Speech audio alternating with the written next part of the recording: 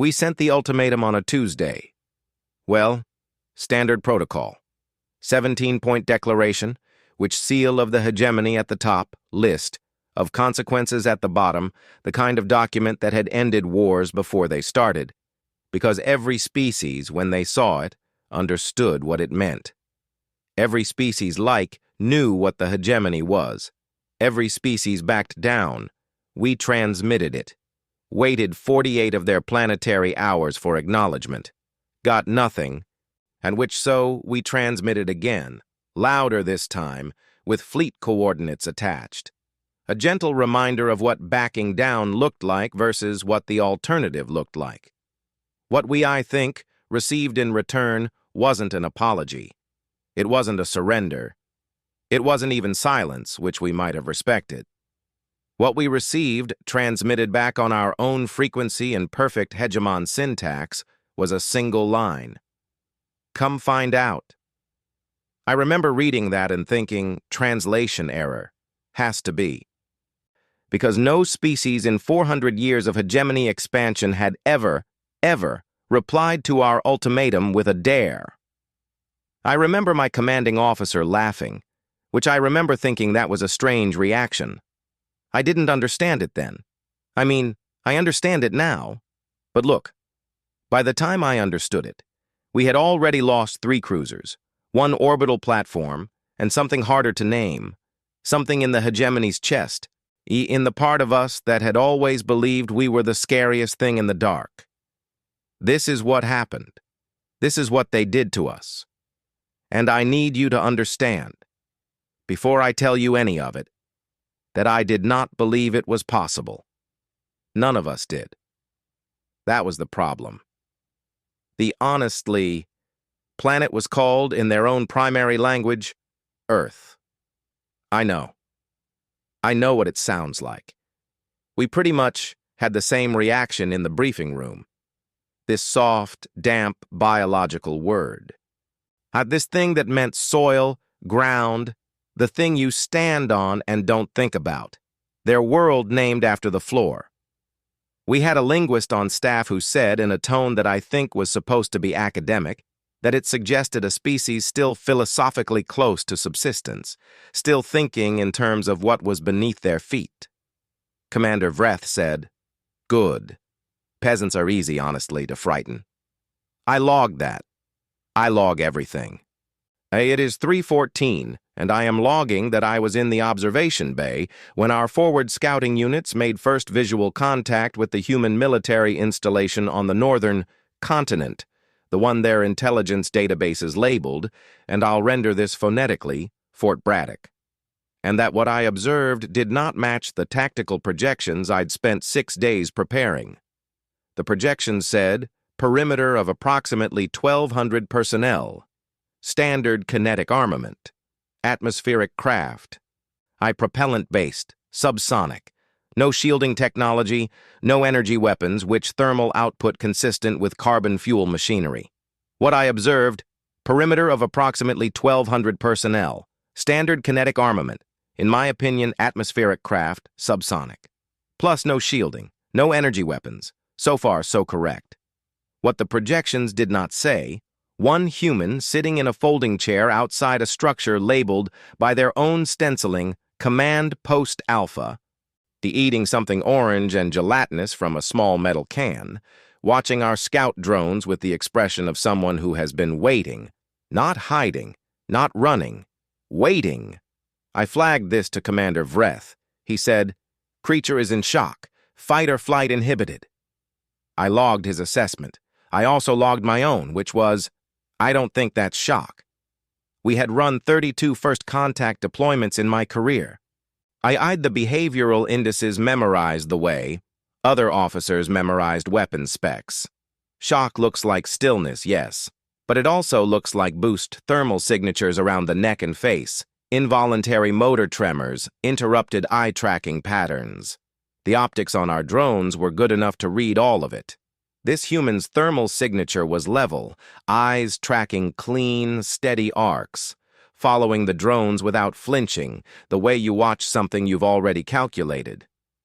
He finished whatever was in the can, crushed it in my opinion. One hand, a small, reflexive action, barely a motion, and then he scratched the back of his neck and looked, for a moment, directly into the nearest drone's lens. Then he went back inside. The ultimatum had been delivered 6 cycles earlier. Our standard 17-point document, rendered in the 11 most common languages present in their global communication archives. We had been thorough. The hegemony is always thorough, and the response came in 14 minutes. 14. Plus, in 32 deployments, I'd never seen a species respond in under 4 hours. Even the ones that immediately capitulated took time, for theater, for political maneuvering, for the dignity of appearing to consider it.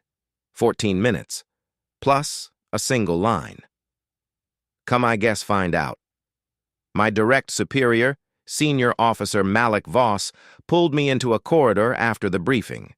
Said, under her breath, and with the particular expression she reserved for things she found professionally inconvenient, that phrase. Look it up in their communication archives. Tell me what context it appears in. I looked it up.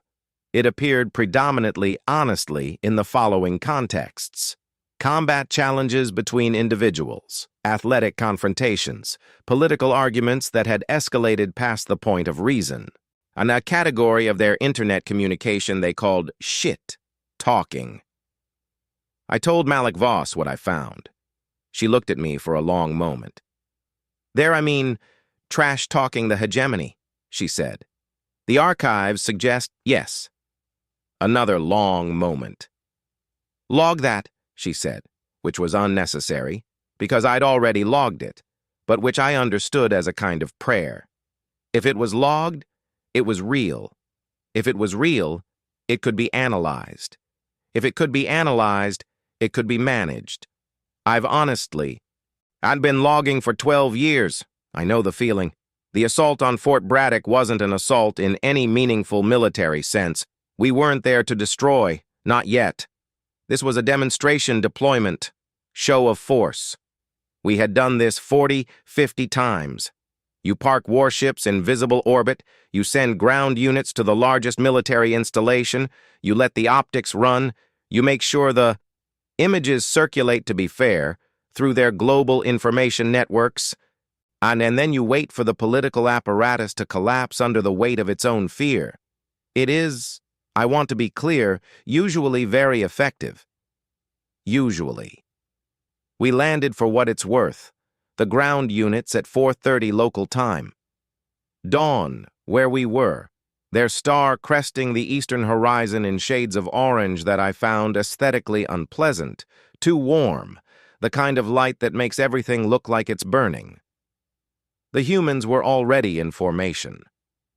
Not scrambling, not establishing defensive positions in real time, already there, dug in along a ridge line that overlooked our projected landing zone in positions that, I ran the analysis in real time, my secondary display scrolling data while I watched the feed, had clearly been prepared somewhere between 12 and 18 hours earlier.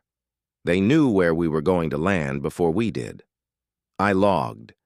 They read our fleet positioning, backwards calculated from orbit geometry.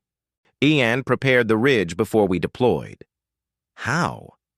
Then I stopped typing because Ground Team 7's feed went to static. Then 8. Then pretty much the audio on 5, which was 300 meters from the nearest human position, picked up something that took me 4 seconds to identify because I was running it through the wrong filters. It wasn't a weapon. Sound I recognized. It was lower. Plus, more organic. A series of controlled percussive detonations, but sequential. And then the sequence wasn't random, it was Malik Voss grabbed my arm. They're channeling blast pressure, which they built a funnel. Tell me they're not... 12. 11. 9. Feed after feed dropping, and the ones that were still live showed me dirt, sky, the blurred orange dawn. Humans, not running, not retreating, moving forward low and fast through the smoke of their own detonations, using the debris field as cover. Using, I think, their own explosions as cover. I wrote in my log, Humans deliberately detonated a perimeter of charges to generate a concealing debris cloud and are now advancing through it. This was pre-planned, and they built the smoke screen out of the obstacle field. I stared at that sentence, read it again, wrote beneath it. They blew up the thing between us and them so they could use the pieces to walk toward us. What I am about to describe requires context that I did not have in the moment, so I'll give it to you now, briefly, because I think it matters. The Hegemony's ground units, the ones we deployed to Fort Braddock, are not soldiers in the way you might imagine. They are not trained for extended ground engagement. They are trained for occupation, which is different. You arrive after. The political structure has collapsed. You secure key infrastructure. You manage a population that has already made its decision. Combat, when it occurs, is typically suppression of irregular forces, small, disorganized, desperate. We had never, in 400 years, deployed ground units to a planet that had organized, prepared, coordinated a response to our arrival before we landed. The training did not account for that. The training, I'll TBH, say plainly, did not account for a great many things that happened in the next 40 minutes. I pretty much still had 7 feeds active when the human reached our forward command position. 1 human. 1. I want to be precise about this because the after-action reports will, I suspect, be imprecise in the way institutional documents always are when the truth is embarrassing. 1 human, well, medium height by their species metrics, in a uniform that was filthy with dirt and something dark that I did not examine closely, carrying a weapon I did not recognize. Not because it was technologically advanced, it wasn't. And it was kinetic and projectile-based and deeply unimpressive by any hegemony standard, but because the weapon had been modified. Not factory, not standard issue, plus modified in the field by hand, with what our materials scanner identified as thermal tape, a mechanical clamp of the kind used in their construction industry, and part of what had been one of our own drones. Our own drone. He had taken one of our drones, stripped a component from it, and attached it to his weapon. And during the engagement, while people were shooting at him, I logged. The human modified his weapon using captured hegemony technology mid-combat. I don't know what the modification does. I don't know when he did it. I don't know how he had time to do it. I then stared at that log entry for what my timestamp tells me was 47 seconds, which in real time felt like standing at the edge of something very deep. He stopped in front of our forward command position's camera, a stationary unit hardened, one of the few feeds I'd left, and he looked into it. Direct eye contact, deliberate. He knew exactly what it was. He held up 3 fingers, then 2, then 1, basically, which then he pointed at the camera. At me, functionally. At whoever was on the other end, then he walked past it and into the structure. I guess, wrote in my log, he was counting down to something. I do not know what. And I do not know if it was a threat or a signal or something internal to their communication protocol. I do not know if he was counting for us or for someone else. Then every remaining feed went dark simultaneously, not degrading, not losing signal gradually, simultaneously, plus in the same fraction of a second. Coordinated electronic shutdown, pre-planned, keyed to a trigger. The trigger was, I believe, the human's 3-finger count. Commander Vreth called me to the bridge, but he was standing at the viewport, looking at the planet below, and the thing I noticed, logged, noted, filed away, was that his posture was wrong. Not wrong, just slightly different from his default. Vreth has commanded 7 demonstration deployments. His posture during them has always been the posture of a man watching something he has already decided. This posture was different. This was the posture of a man looking at something he was trying to understand. He said, without turning, "Casualties?" I said, 31 ground units non-responsive, 14 confirmed disabled, equipment retrievable, remainder unknown. Unknown. Unknown, sir. He was quiet for a moment. Below us, through the viewport, the planet turned. Clouds over an ocean that was, I'd read in the intelligence briefings, absurdly large. Their world is mostly water, which their world is called Earth, the dirt word, and it's mostly water. I'd found that funny in the briefing. I did not find it funny now. The response time, Vreth said, 14 minutes. Yes, sir. They'd already planned the response before we transmitted. They were waiting for us to show up. I said nothing. I'd nothing to add. They wanted us to come, he said. Look, not a question. Working it out, and the come find out, wasn't trash talk. He turned from the viewport finally, and I saw his face, which was doing something complicated. It was tactical. They wanted us on the ground, in a prepared engagement zone. I'd reached the same conclusion approximately 40 minutes earlier. I'd not said it aloud because saying it aloud made it real in a way that was uncomfortable. Yes, sir, I said.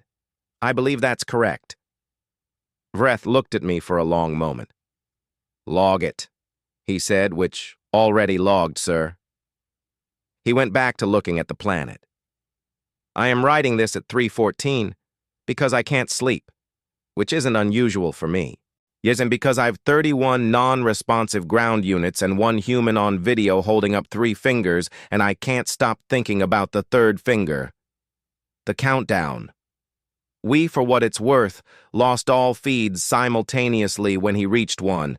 He, I guess, pointed at the camera. At me. At us. And then he walked past. He didn't blow it up, didn't disable it himself, just walked past. He wanted us to see the countdown. He wanted us to see him walk away.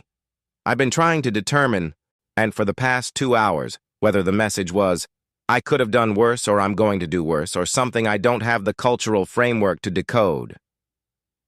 The human in the orange gelatinous food briefing area, I checked. It's called Peach. The food is called Peach. He was eating canned peaches in the folding chair, watching our drones at 4:15 this morning. That human and the one on my feed are the same individual. I identified him by the dark smear on his left. Sleeve in both recordings, same stain, same arm, which he was eating peaches when we arrived. He was counting down when we left. I don't know what he was doing in between. I've a feeling, and I am logging this feeling, which my therapist would call progress, that we're going to find out. On Cycle 8, I read the official after-action report on the Fort Braddock engagement. I recognized it the way you recognize a family member who has aged badly. Same basic structure, but something has been removed that used to be there. The report described successful demonstration engagement with limited materiel contact. It described temporary communication disruption due to atmospheric interference. It described minimal ground unit losses consistent with standard deployment variants. It did not describe the countdown. It did not describe the modified weapon. It did not describe the canned peaches. I thought about raising these omissions. I thought about this for approximately 6 seconds before Malik Voss appeared in my doorway with the particular expression she reserves for my professional welfare, which looks exactly like concern but functions as warning, and she said, "Don't." I said, "The report." "Don't," she said again. Vreth filed it, and Vreth's career is in it. You, in my opinion, want to annotate a commander's after-action report. You better be prepared to become someone who used to have a career. I said, "The humans watched our fleet geometry and predicted our landing zone." She said, "I know. That's not atmospheric interference." "I know," she said, softer this time. "Log it in amber. Keep it amber. Plus, keep it personal." She left. I actually logged it in amber. Plus, I am logging everything in amber now. If the hegemony decides to review my personal encrypted files, we will have bigger problems than my career.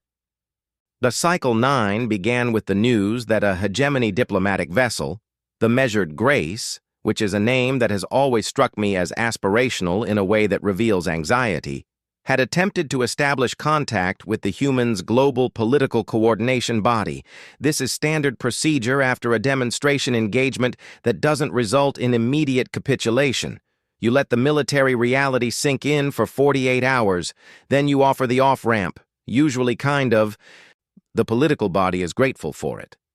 The Measured Grace look, transmitted at 900 to the coordinates specified in the Human Communications Archive for their primary deliberative body, a city on the eastern coast of the largest continental landmass, a city they called, I am not rendering this incorrectly, Washington, named after a human who led a military rebellion several centuries ago. They named their capital after a general who won by not being beaten rather than by winning. I've thought about this more than is professionally necessary.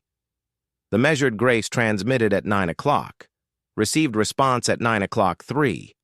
The response wasn't from the political coordination body, it was from a different entity, military, based on the channel authentication.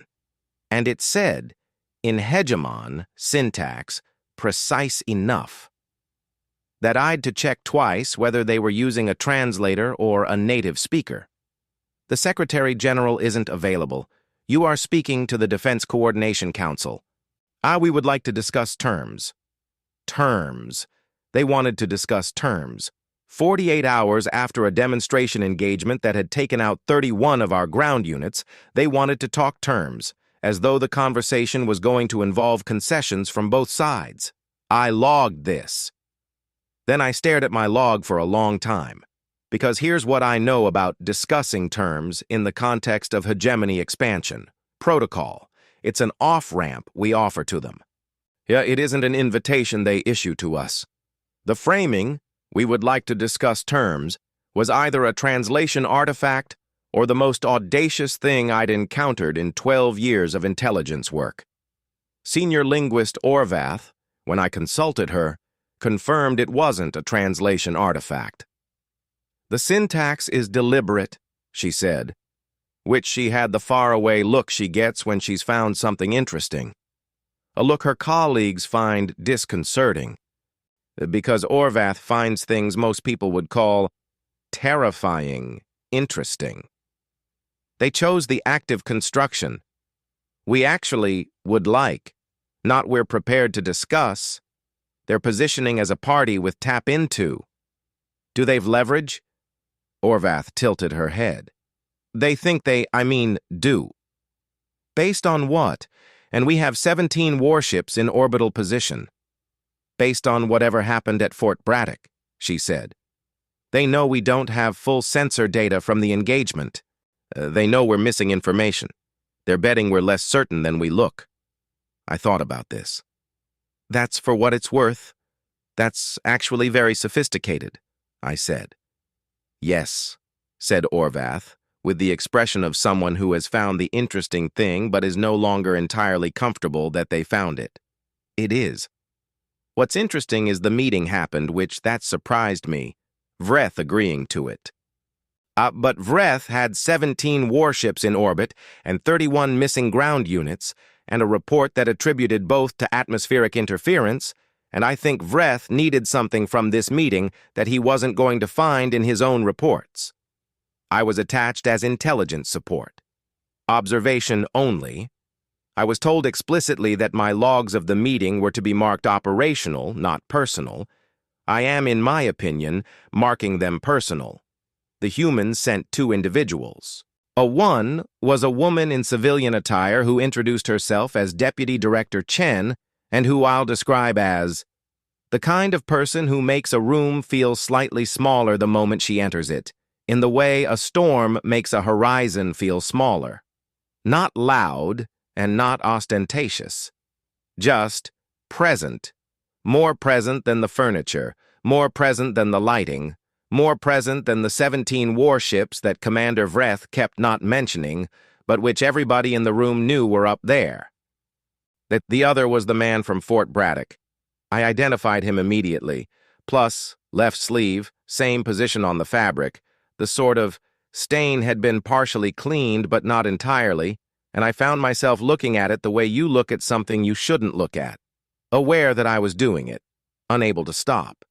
He was introduced as Sergeant Major Elias Rourke, and he was introduced once by Deputy Director Chen. And then he did not speak, and wasn't introduced again, and sat in his chair with his arms folded and looked at different points in the room with the deliberate inattention of a man cataloging exits. Vreth said, in the opening posture of a being who has 17 warships and would like this acknowledged, "We appreciate your willingness to pursue a peaceful resolution." Deputy Director Chen said, "We're here to establish what a resolution looks like. We're not here because we need one." Small silence. I logged. She actually corrected his framing in the first 30 seconds. Vreth, your military assets are quite a bit outmatched. Chen. Our military assets performed as expected at Fort Braddock. Your losses were within acceptable parameters.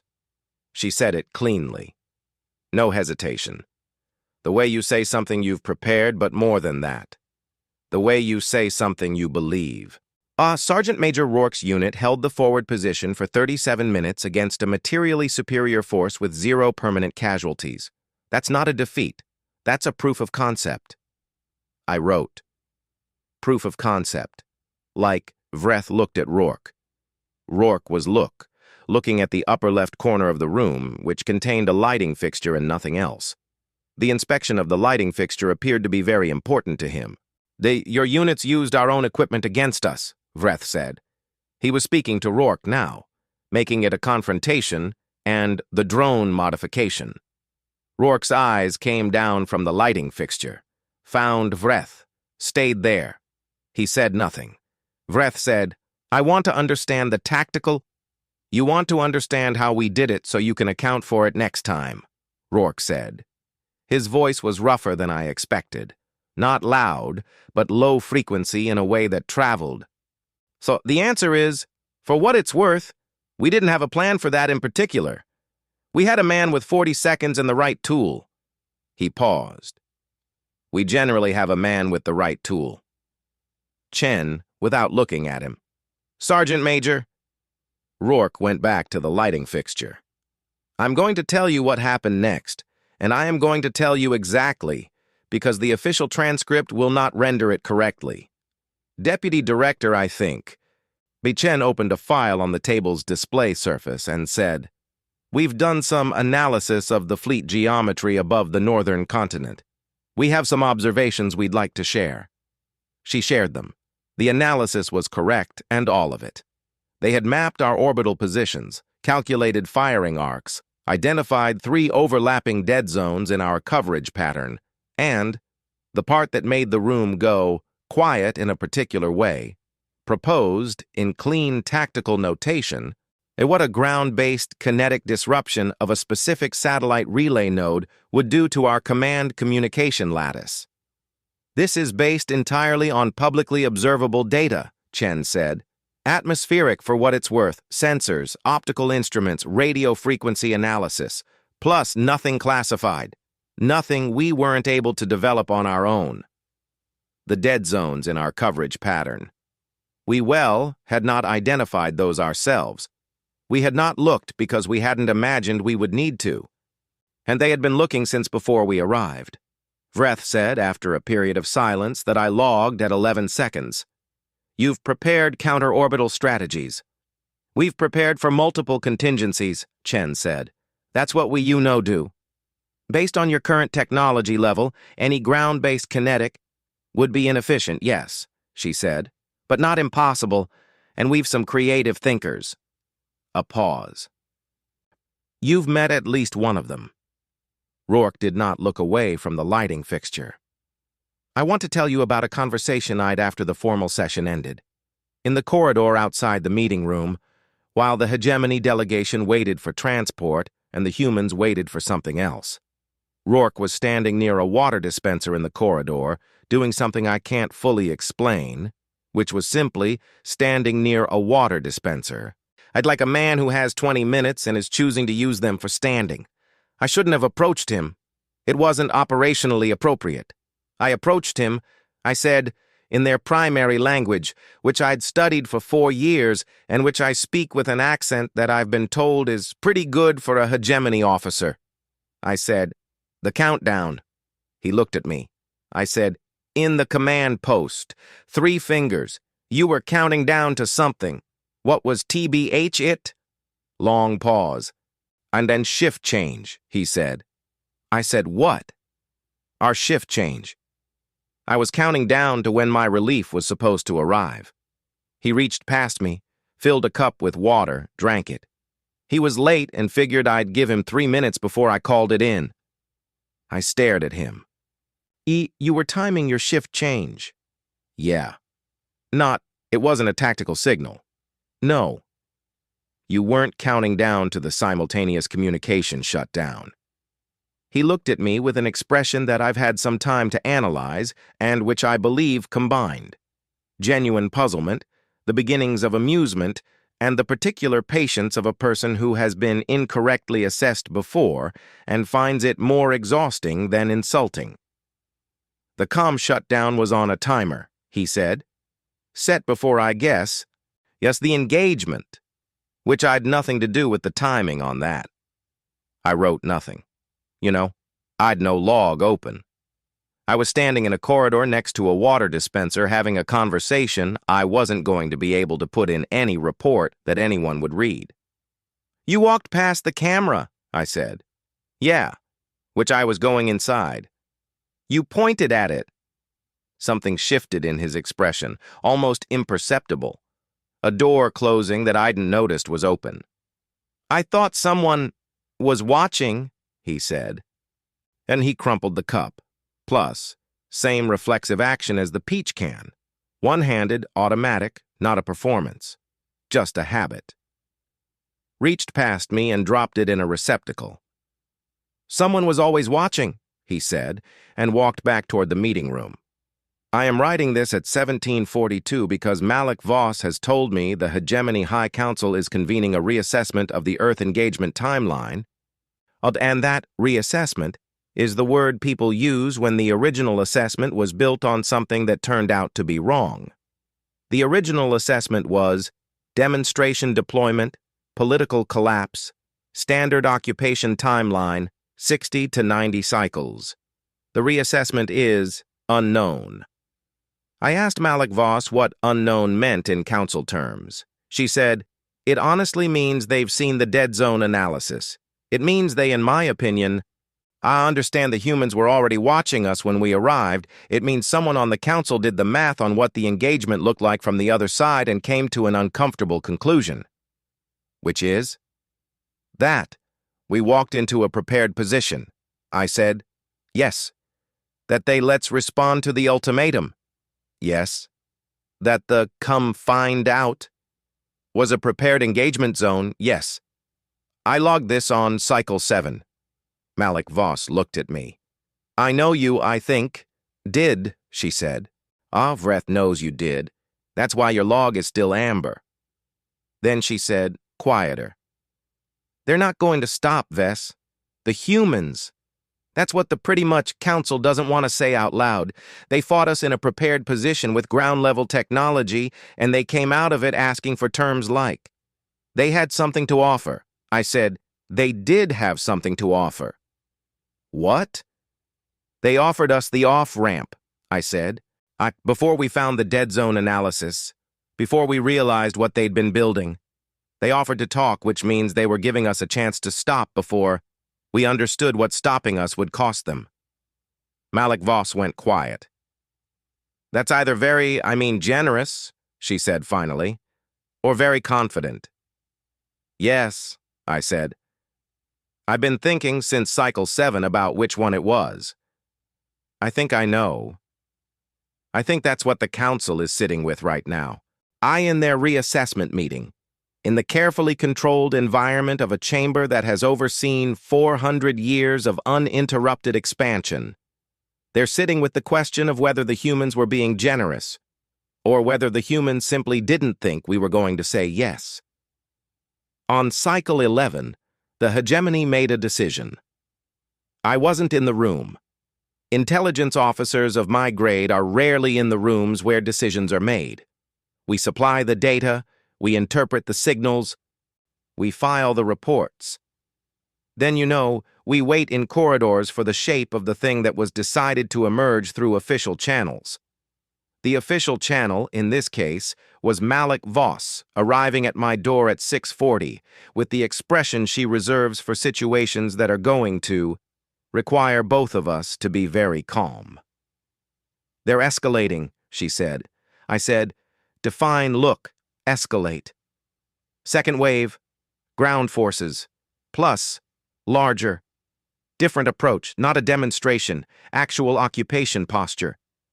Now they're going to, I guess, hit 6 installations simultaneously so the humans can't concentrate response." I sat with that for a moment. "The dead zone analysis," I said. "The council saw it. The council decided that the dead zones were a projection of possible human strategy, not confirmed capability. They decided the Fort Braddock engagement was anomalous. One prepared position, one exceptional unit, and not representative of the global military capacity." I thought about Deputy Director Chen saying proof of concept. "They decided," I said carefully, "that what happened at Fort Braddock was a special case." "Yes." "They decided Rourke's unit was exceptional." "Yes." "They decided that there's one Rourke."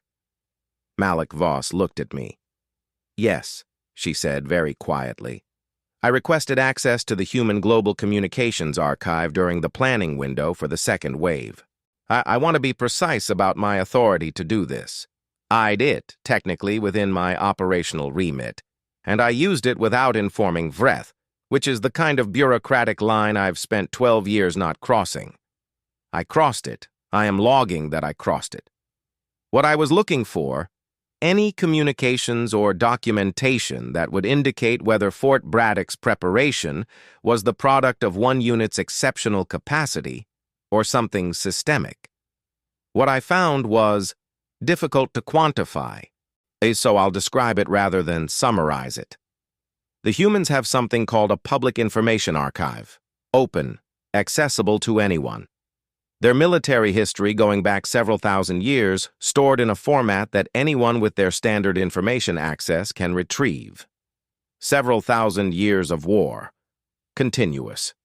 Not with external threats, with themselves, which faction against faction, nation against nation, ideology against ideology, our species that had access to every agricultural and technological innovation that should, by any hegemony developmental model, have resulted in a stable, unified global civilization within 800 years, and instead spent those centuries fighting itself with increasing ferocity and increasingly sophisticated tools. They did not unify. Well, they refined. Every war taught them something. Every defeat generated doctrine. Every occupation. And they had been occupied, these humans, and by each other, by internal empires, by governing structures that treated whole populations as resources. Every occupation taught the occupied how to resist. They kept those lessons. They archived them. They taught them in schools and wrote them into military training and passed them down in the way other species pass down mythology.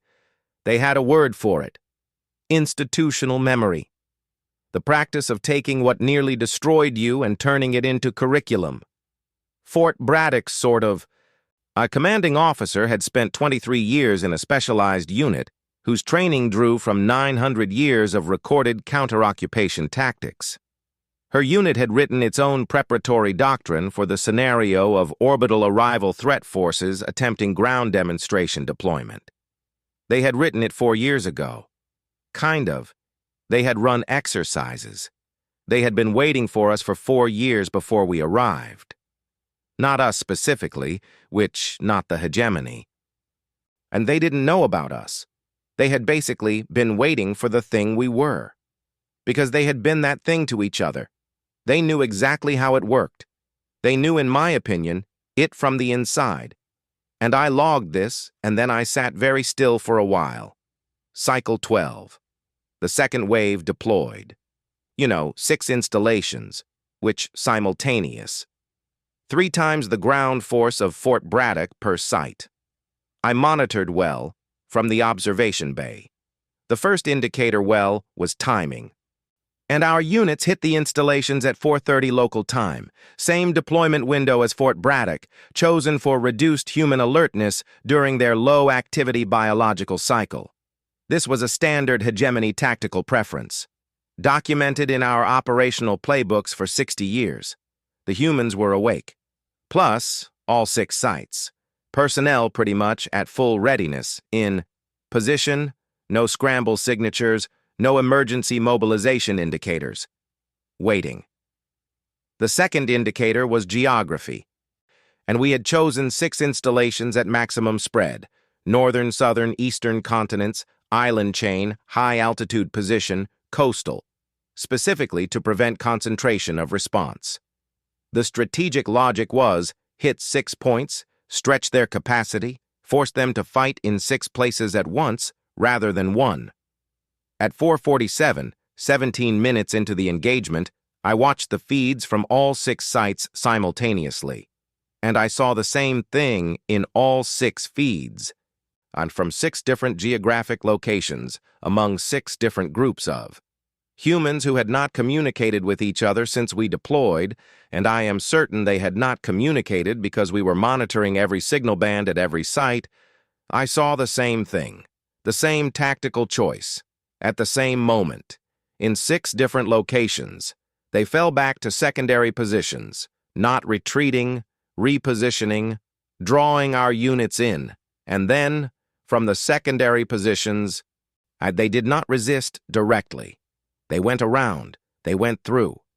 They found the gaps between our units and moved through them to attack the equipment, not the personnel, targeting our communication relays, our power distribution nodes, our command and control architecture, the circulatory system rather than the muscle.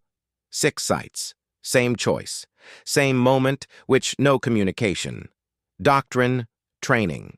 The same curriculum, applied the same way, is by 6 different units in 6 different locations who had never met. That is what institutional memory means. That is what 900 years of it looks like. I called Malik Voss. She picked up, took one look at my feed and said, "I see it." "They're not exceptional," I said. "Rourke's unit. Plus, actually, they're not exceptional, they're standard.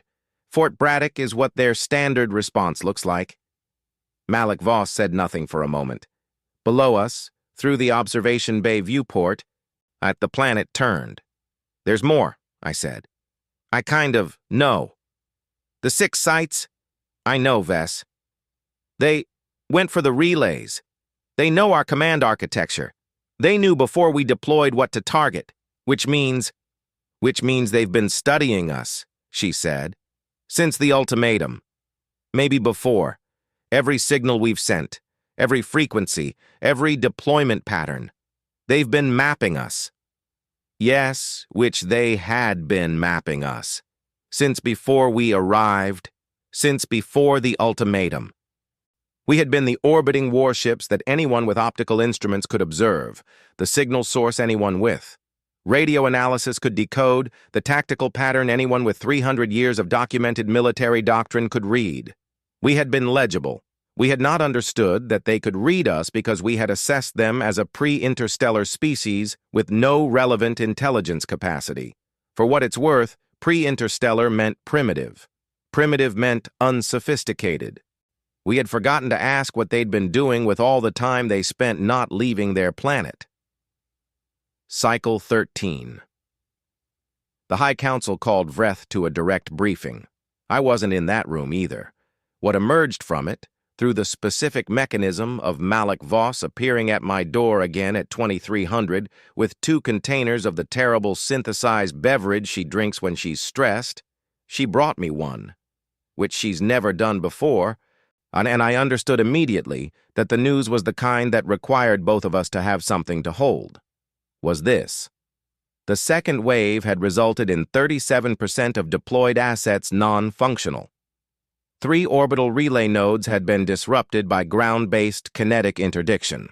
The dead zones the humans had identified in our coverage pattern had been exploited, and the exploitation had been coordinated across the 6 sites, which should have been impossible given our communication suppression, which meant they had pre-coordinated timing rather than real-time signals. They had planned the second wave's defeat before the second wave deployed. They had planned for the possibility of a second wave on Cycle 7. When they sat down to talk terms, which when Chen said proof of concept, the terms they had been offering, I understood now, weren't a concession, and they were a courtesy. They were the humans saying, "We've run the numbers on what happens next, and we're giving you the opportunity to not be here when it does."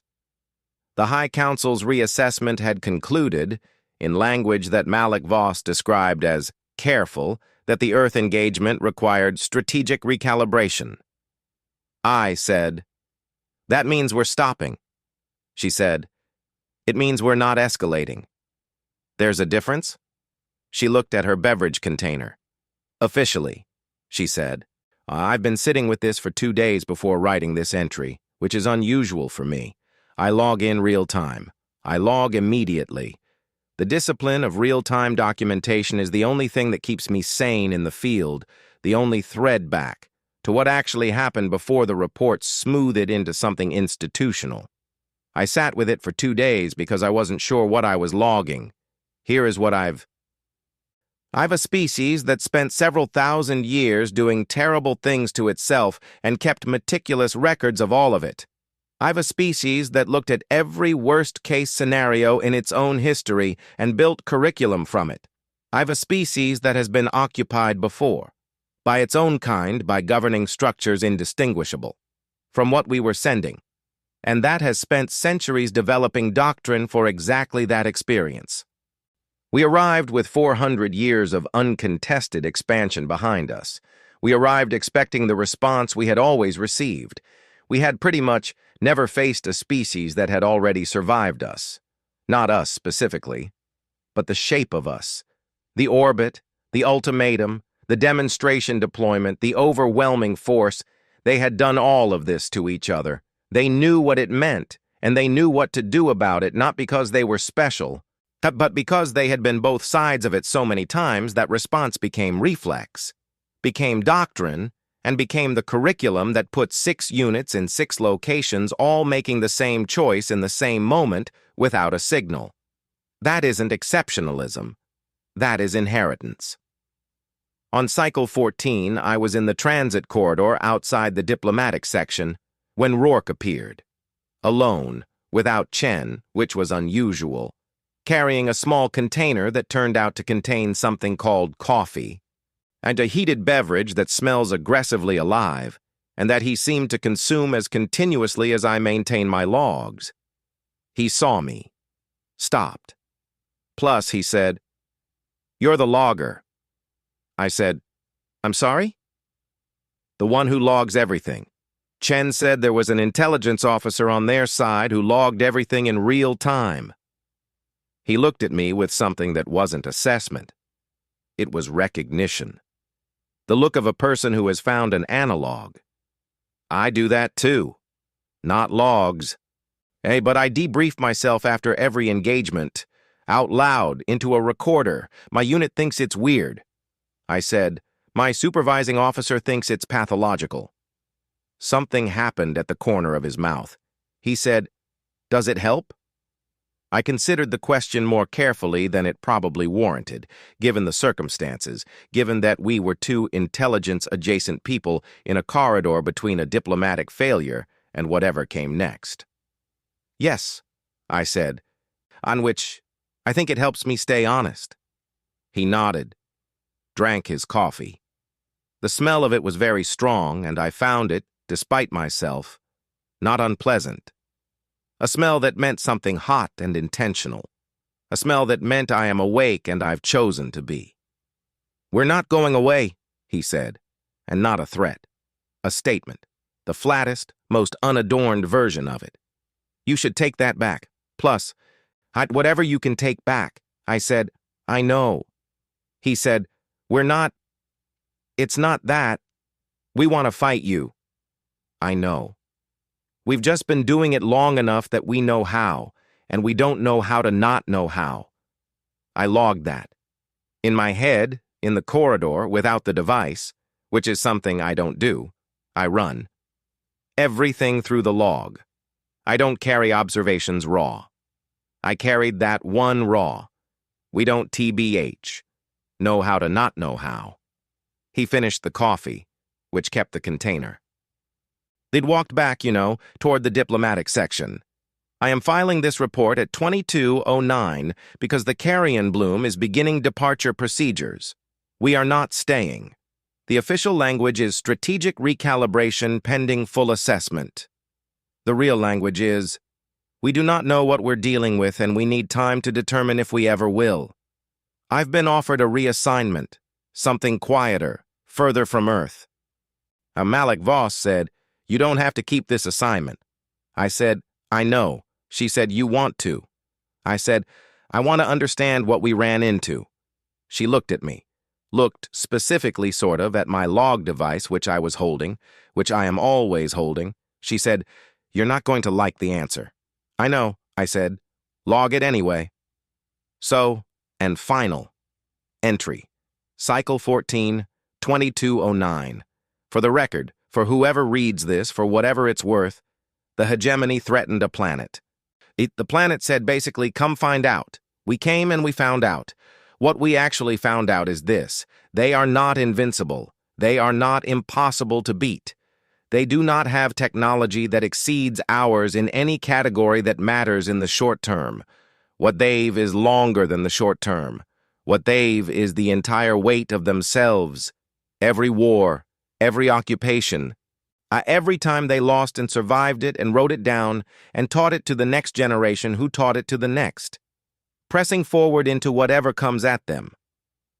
They are not exceptional. They are accumulated. They are the sum of every worst thing that ever happened to them repurposed.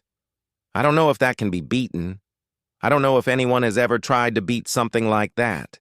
I know that a man sat in a folding chair eating peaches while our drones circled overhead and watched us with the patience of a species that has been calculating this moment in one form or another for centuries. I know that he pointed at the camera. I know he knew someone was watching, which I know he was right. If that makes sense.